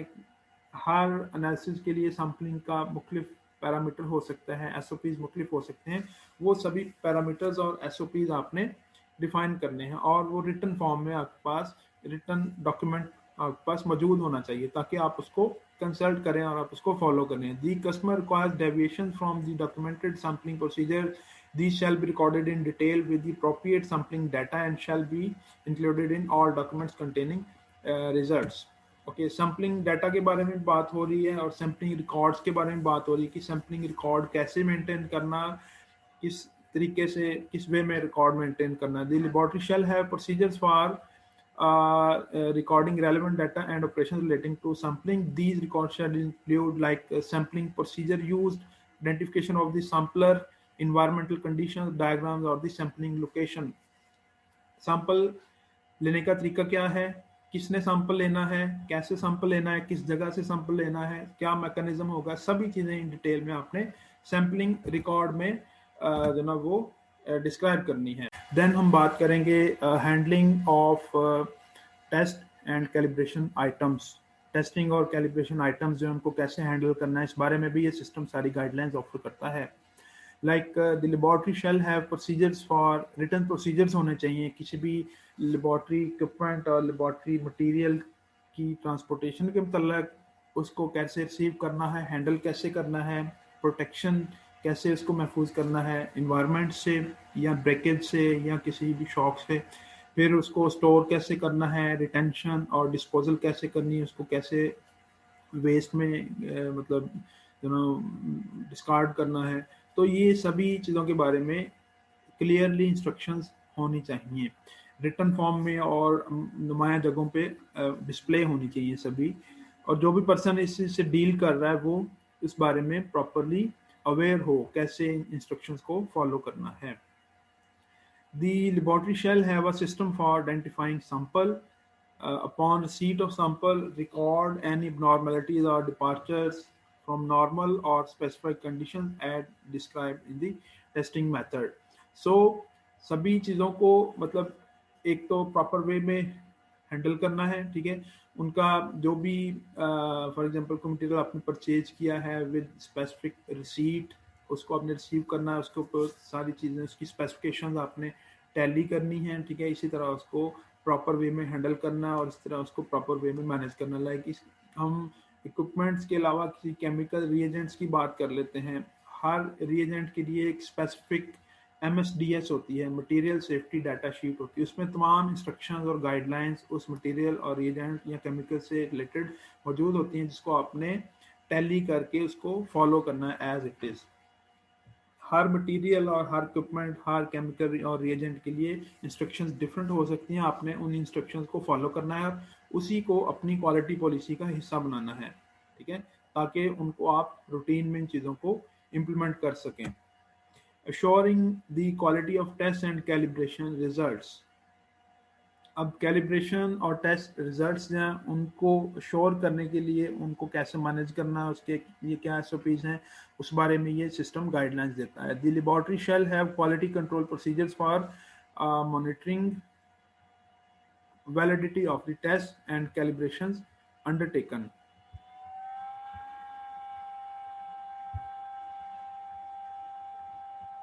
The monitoring shall be planned and reviewed and may include but not limited to the following: regular use of certified reference materials or internal quality control using secondary reference materials, participation in inter-laboratory comparison, replicate tests or calibrations using the same or different methods, retesting or recalibration of retained items, correlation of results for different characteristics of an item। अब क्या है, मुख्तलिफ वे से आप इस चीज़ को sure कर सकें टेस्टिंग और कैलिब्रेशन एफिशिएंसी को।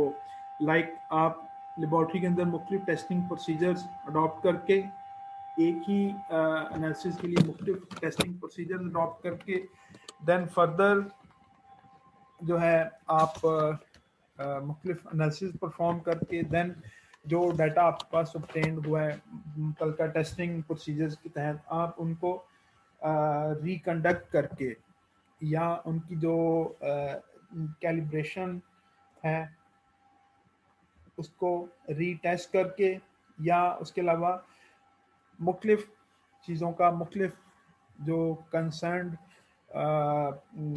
आर्टिकल्स हैं उनका आपस में क्या कोरिलेशन है, इन सारी चीज़ों की टेस्टिंग एफिशिएंसी चेक कर सकते हैं आप।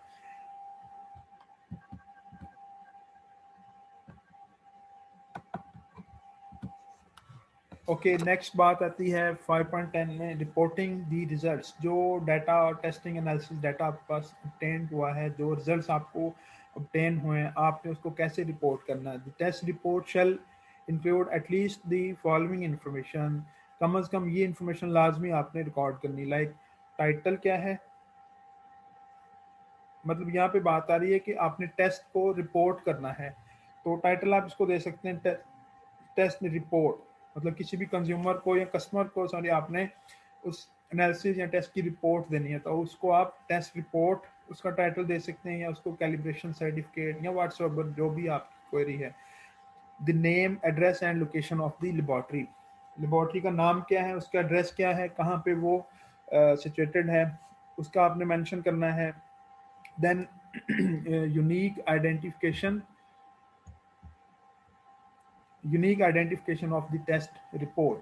अब टेस्ट रिपोर्ट की क्या है, एक आइडेंटिफिकेशन मार्क होना चाहिए, उसके ऊपर आपका एक यूनिक डॉक्यूमेंट नंबर हो, रिवीजन नंबर लिखा हुआ हो। लाइक फॉर एग्जांपल आपकी लेबॉर्ट्री का नाम XYZ है, तो आप XYZ के साथ उसको चेक मार्क करके नीचे अपना एक स्पेसिफिक कोड लिख सकते हैं। फॉर एग्जांपल अगर एक टेस्टिंग की रिपोर्ट है तो आप उसको TR मेंशन कर दें, टेस्टिंग रिपोर्ट। आपका एक मखसूस कोड वर्ड वो हो गया, ठीक है। अब TR का मतलब आपको ही पता है कि इसका मतलब टेस्टिंग रिपोर्ट है, ठीक है।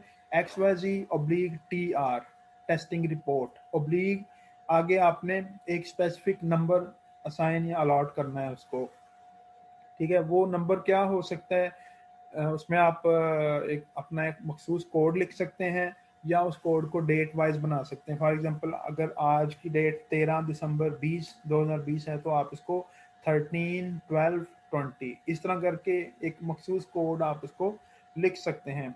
उस कोड का एक मकसूद कोड का सिर्फ आपको ही पता होगा, जिससे मकसद क्या है जिसका, उससे आपने उस चीज़ को, उस एनालिसिस को, टेस्टिंग रिजल्ट को आइडेंटिफाई करना है।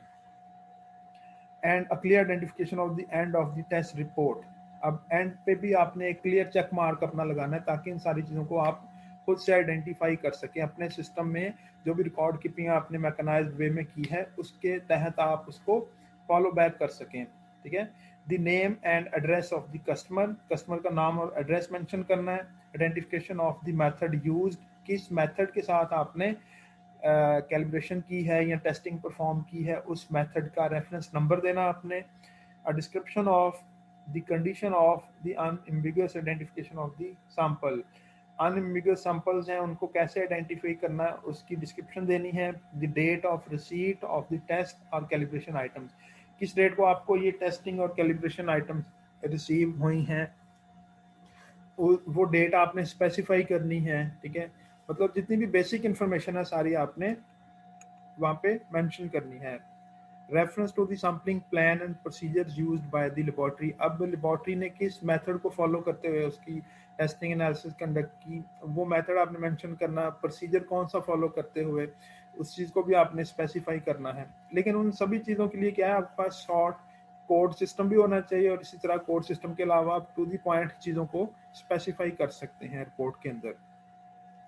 The test or calibration results which with where appropriate, the units of measurement, the name, function, signature, equivalent, identification of person. अब जो पर्सन उसको चेक मार्क करेगा, जो उसको रिव्यूइंग पर्सन है, रिव्यूइंग अथॉरिटी है, या उसकी साइनिंग अथॉरिटी है, जो वो उसका नाम, उसका रोल क्या, रिस्पॉन्सिबिलिटी क्या, उसका सिग्नेचर और स्टैंप के साथ उसको मार्क किया जाएगा। ये तरीकाकार है सैंपल को या किसी भी टेस्टिंग एनालिसिस को रिपोर्ट करने का। अब हम बात करेंगे डॉक्यूमेंटेशन की।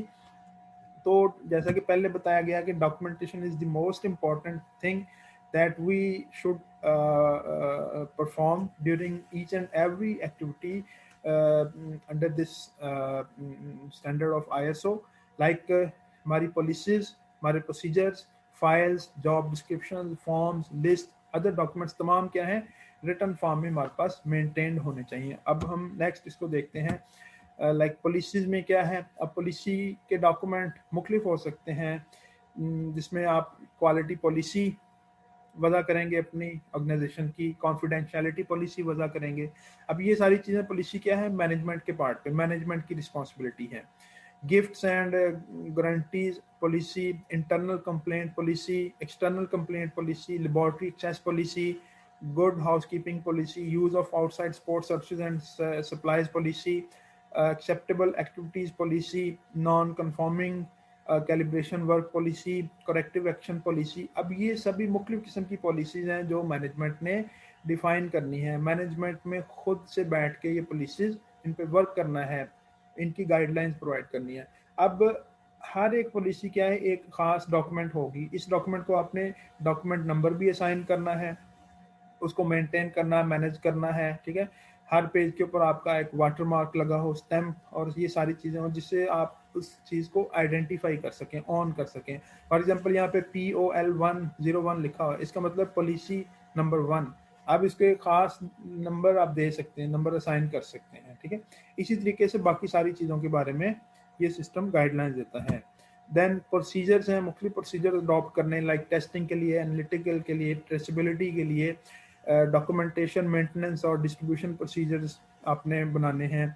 फिर वर्क फ्लो प्रोसीजर बनाने हैं, इक्विपमेंट को मेंटेन करने के लिए प्रोसीजर बनाने हैं, फीडबैक और करेक्टिव एक्शन प्रोसीजर आपने डिफाइन करने हैं, कंप्लेंट प्रोसीजर आपने बनाने के, कोई कंज्यूमर की, कस्टमर की कंप्लेंट आएगी कैसे हैंडल करना है उसको, डिटर्मिनिंग कैलिब्रेशन इंटरवल प्रोसीजर्स हैं, एनवायरमेंटल रिकॉर्डिंग प्रोसीजर्स हैं, सस्पेक्टेड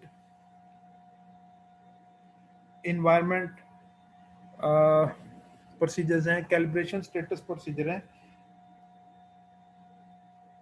इक्विपमेंट एक्सेप्टेंस प्रोसीजर हैं।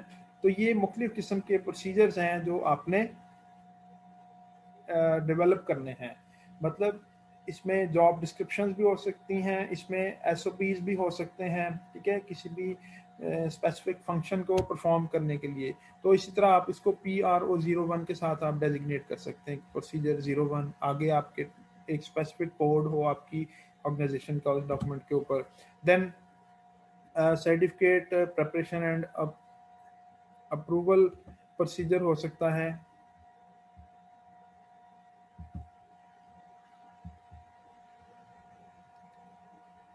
डाटा बैकअप प्रोसीजर है, मतलब आपने अपना डाटा जो रेलिवेंट टेस्ट रिजल्ट्स हैं, डाटा है, कैसे उसको बैकअप करना है। कंज्यूमेबल मटेरियल, उनके बारे में प्रोसीजर डिफाइन करना है आपने, ठीक है। रिटर्न इंस्ट्रक्शन और गाइडलाइंस होनी चाहिए। इलेक्ट्रॉनिक ट्रांसमिशन प्रोसीजर है, एक्टिविटी इवैल्यूएशन प्रोसीजर है, externally generated quality documentation, maintenance and distribution procedure है, maintenance of electronic documents procedure है, प्रिवेंटिव एक्शन प्रोसीजर है, रिकॉर्ड कंट्रोल प्रोसीजर है, ट्रांसपोर्टेशन स्टोरेज प्रोसीजर है, रेफरेंस स्टैंडर्ड और रेफरेंस मटेरियल्स के लिए। इन सभी के बारे में आपने प्रोसीजर्स वजह करने हैं।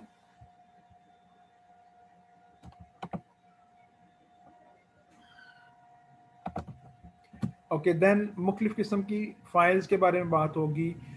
लाइक एम्प्लॉयज़ हैं, उनकी पर्सनल फाइल वो आपने बनानी है।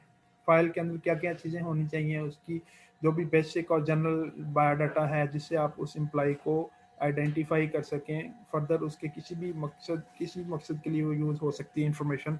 टेक्निकल मैनेजर की पर्सनल फाइल है, क्वालिटी मैनेजर की पर्सनल फाइल बनेगी, inter laboratory comparison and proficiency testing file बनेगी, ऑडिट डॉक्यूमेंटेशन फाइल बनेगी, मैनेजमेंट रिव्यू की फाइल बनेगी, इक्विपमेंट की फाइल बनेगी जिसमें सभी इक्विपमेंट्स की डिटेल होगी, ठीक है। इसके बाद आउटसाइड सप्लायर फाइल होगी, ऑब्सोलीट डॉक्यूमेंट्स फाइल होगी, जो डॉक्यूमेंट्स नापैद हो चुके हैं, जिनकी आपको वक्तन ज़रूरत नहीं है लेकिन एज अ रेफरेंस आप उनको रख रहे हैं। इसी तरह वर्क ऑर्डर फाइल है, सब कॉन्ट्रैक्टर की फाइल है, मुख्तलिफ किस्म की इस तरह की फाइल आप जो ना वो बनाएंगे। देन जॉब डिस्क्रिप्शंस आप वजह करेंगे सभी एम्प्लॉयज़ की। अब ये सारे काम क्या मैनेजमेंट की रिस्पॉन्सिबिलिटी है, जिसने ये सारे डॉक्यूमेंट्स प्रिपेयर करने हैं। लाइक टेक्निकल मैनेजर की जॉब डिस्क्रिप्शंस एक फाइल के अंदर आप बनाएंगे, ठीक है, उसमें जॉब डिस्क्रिप्शन सारी डिटेल्स होंगी उसकी कि ये काम इस तरीके से आपने परफॉर्म करने हैं, आपकी ये रिस्पॉन्सिबिलिटीज़ है, आपकी ये अथॉरिटेटिव कमांड होगी। इस तरह क्वालिटी मैनेजर की जॉब डिस्क्रिप्शन होगी, टेक्निकल जॉब डिस्क्रिप्शन होगी टेक्नीशियन के लिए, फिर एडमिनिस्ट्रेटिव असिस्टेंट जो आपने रखा है एडमिनिस्ट्रेटिव वर्किंग के लिए, उसके लिए आपने जॉब डिस्क्रिप्शन वजह करनी है। देन इसके अलावा मुख्तलिफ फॉर्म्स आप डेवलप करेंगे, लाइक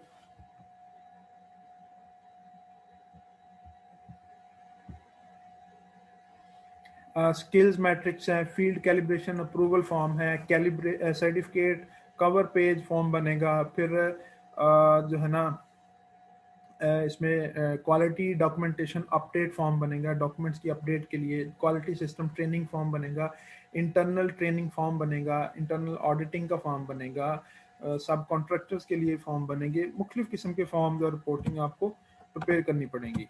इसी तरह मुख्तलिफ लिस्ट्स आपको तैयार करनी पड़ेंगी। For example quality document material list, sorry master list, major equipment list, reference measurement standard list, outside support services and supplies list. तो ये मुख्तलिफ रेलिवेंट लिस्ट मैनेजमेंट ने प्रिपेयर करनी है। मजीद इसमें आ जाता है मुख्तलिफ एजेंडाज तैयार करने हैं, मुख्तलिफ चेक लिस्ट आपने तैयार करनी है, जिसमें मैनेजमेंट रिव्यू का एजेंडा होगा। मैनेजमेंट में ने कोई चीज़ रिव्यू करनी है, उसका उसमें क्या एजेंडा डिस्कस किया जाएगा। फिर एम्प्लॉयज़ एनुअल रिव्यू मीटिंग में क्या एजेंडा डिस्कस होगा, न्यू हायरिंग इंट्रोडक्शन का क्या एजेंडा होगा, ठीक है। देन चेक लिस्ट आपने डेवलप करनी, like calibration procedure, approval check list बनेगी, सैंपल प्रोवाइडेड जो आपको सैंपल दिए उसकी चेकलिस्ट बनेगी, एम्प्टी फॉर्म और file with layout provided. So इस तरीके से मुख्तलिफ किस्म की चेकलिस्ट और मुख्तलिफ फॉर्म्स डिज़ाइन होंगे।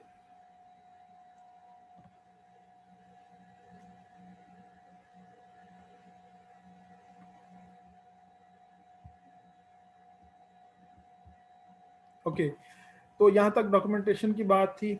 मुख्तलिफ किस्म के डॉक्यूमेंट्स जो ना वो जिनको प्रिपेयर किया जाना होगा उनके बारे में बात हुई है।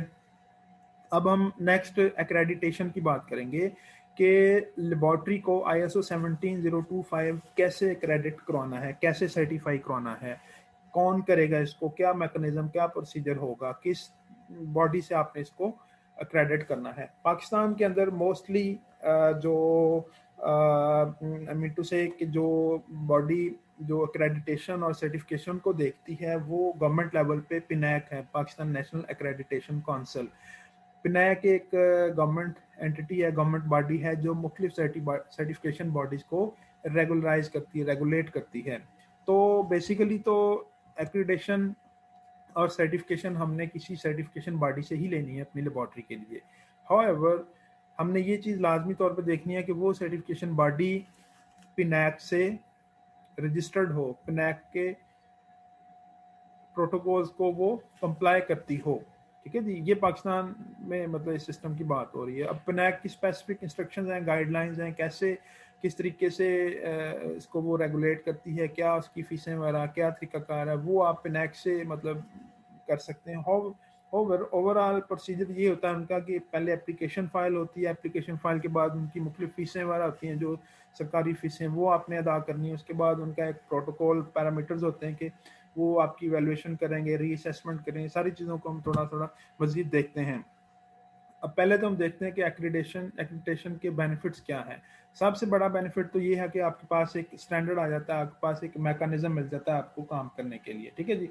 उसके बाद आपकी इंटरनेशनल ट्रेड बैरियर्स ख़त्म हो जाते हैं। आप दूसरे ममालिक के साथ आप मुख्तलिफ वे में आप अपना बिजनेस कर सकते हैं, मुख्तलिफ लेबॉर्ट्रीज के साथ आप बियॉन्ड बॉर्डर्स काम कर सकते हैं।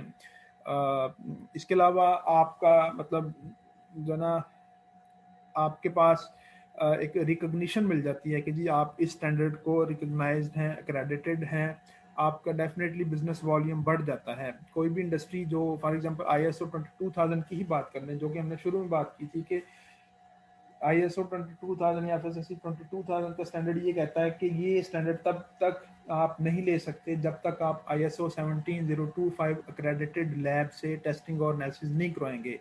तो क्या है, उस स्टैंडर्ड को लेने के लिए फिर स्टैंडर्ड की ज़रूरत है, ठीक है।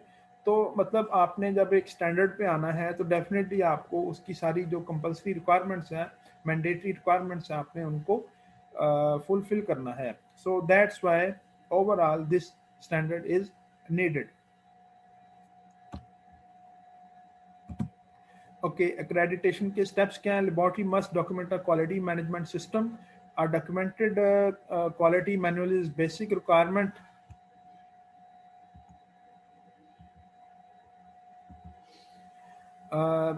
On the road to laboratory accreditation.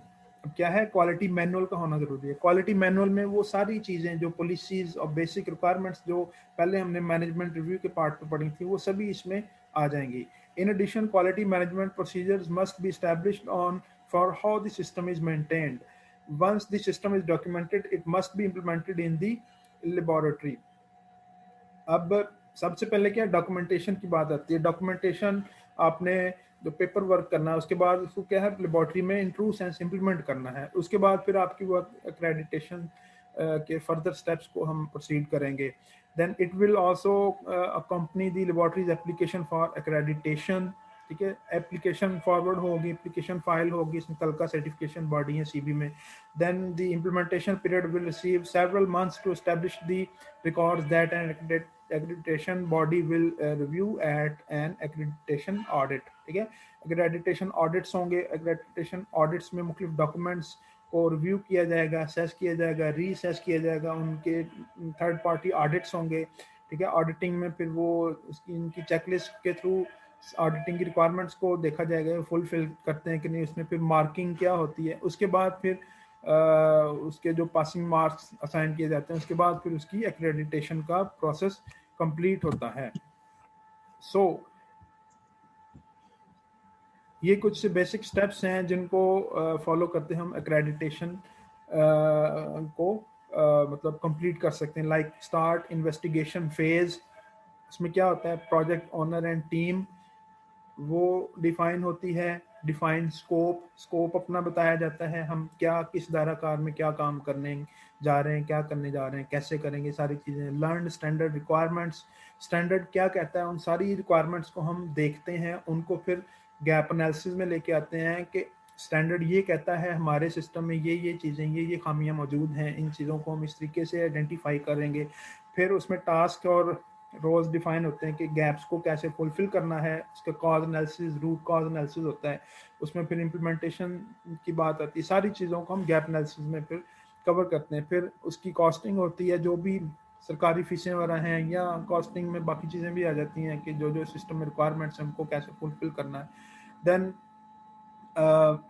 Management decision क्या होगा फर्दर, उसी बेस पे देन इम्प्लीमेंटेशन टीम डेवलप होगी, जिसको हम इम्प्लीमेंटेशन फेज में लेके जाते हैं कि मैनेजमेंट ने गो हेड देना है फर्दर. क्योंकि टोटली जितने भी आईएसओ के सिस्टम्स हैं टोटली इस चीज़ पे डिपेंडेंट है कि आपकी मैनेजमेंट चीज़ों को कैसे लेके चलती है. ठीक है जी. तो management commitment is the most imperative thing in standards के अंदर. मैनेजमेंट की कमिटमेंट ही सबसे इम्पोर्टेंट चीज़ है जो स्टैंडर्ड्स की इम्प्लीमेंटेशन की तरफ हमें लेके जाती है. चाहे वो ISO 22000 का स्टैंडर्ड हो, 9001 का स्टैंडर्ड हो, या ISO 17025 का स्टैंडर्ड हो. हाउएवर मैनेजमेंट की कमिटमेंट बहुत ज़्यादा इम्पोर्टेंट है. फिर इम्प्लीमेंटेशन टीम्स की बात आती है. मैनेजमेंट अपनी टीम्स डेवलप करेगी, स्पेसिफिक ऑर्गेनोग्राम डिज़ाइन करेगी जिसमें रोल्स एंड रिस्पॉन्सिबिलिटीज़ और जॉब डिस्क्रिप्शंस को डिफाइन किया जाएगा. उसमें टास्क असाइन होंगे, उसमें जो अथॉरिटेटिव कमांड है वो दी जाएगी कि किसकी अथॉरिटेटिव कमांड है, किसकी जॉब डिस्क्रिप्शन क्या है, किसकी क्या रोल और रिस्पॉन्सिबिलिटी होगी, सारी चीज़ें. देन उसके बाद फिर कोई ऐसी एक्रेडिटेशन बॉडी या सर्टिफिकेशन बॉडी, उसको सर्च आउट किया जाएगा, उसके साथ कॉन्ट्रैक्ट फाइनल होगा. उनका फिर वही सारा प्रोसीजर है कि वो पिनैक में अपनी एप्लीकेशन फाइल करेंगे, एप्लीकेशन पे फर्दर प्रोसेसिंग होगी, फिर उसमें प्रोसेसिंग में मुख्तलिफ फीसें वगैरह अदा होंगी.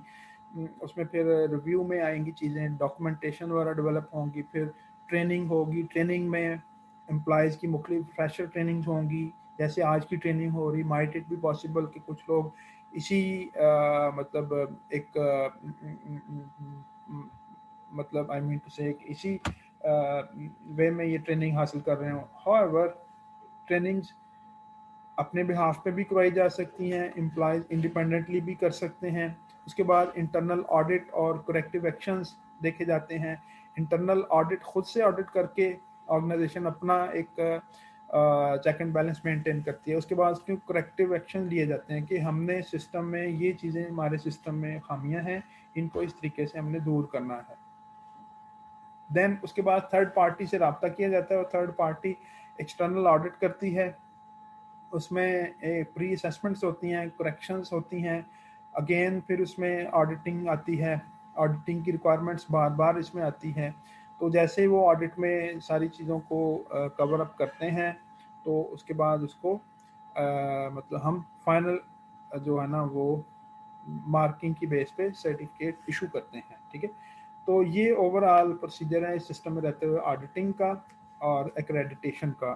तो यहाँ पे हम अपनी सारी चीज़ों को कवर अप कर चुके हैं। मेन चीज़ें मैं फिर से गो थ्रू कर देता हूँ। दो चीज़ें बुनियादी तौर पे इसमें हैं, एक मैनेजमेंट रिक्वायरमेंट्स और दूसरा टेक्निकल रिक्वायरमेंट्स। मैनेजमेंट रिक्वायरमेंट में मैनेजमेंट ने एक आपको रोड मैप देना है काम करने के लिए। ठीक है, मैनेजमेंट ने तमाम रिसोर्सेज प्रोवाइड करने हैं, मैनेजमेंट ने अपनी कमिटमेंट देनी है, मैनेजमेंट ने अपनी क्वालिटी पॉलिसी देनी है जिस बेस पे फर्दर उस प्रोजेक्ट पे काम स्टार्ट होगा। उसके बाद टेक्निकल रिक्वायरमेंट्स में भी मैनेजमेंट ने तभी तमाम रिसोर्सेज और टेक्निकल एक्सपर्टीज देनी है जो भी मुतलका हैं उस खास प्रोजेक्ट के लिए। देन फर्दर ये दोनों रिक्वायरमेंट्स मिल के हम एक्रेडिटेशन की तरफ जाते हैं और एक्रेडिटेशन में गैप एनालिसिस होता है। गैप एनालिसिस में फर्दर चीज़ों को गो थ्रू किया जाता है, उनको रिजॉल्व किया जाता है, इश्यूज और गैप्स को रिजॉल्व किया जाता है। उसके बाद फिर सर्टिफिकेशन जो ना वो फाइनली मतलब मिलती है। तो ये ओवरऑल ये सिस्टम है। हमने एक ओवरऑल गो थ्रू किया है सिस्टम को कि सिस्टम क्या कहता है, इसकी क्या रिक्वायरमेंट्स हैं मैनेजमेंट के पार्ट पे, और जनरल टेक्निकल रिक्वायरमेंट्स क्या क्या हैं। Hope so you people have gone through and a sufficient knowledge about this system, that is ISO 17025 laboratory management system. So that is all about today's training.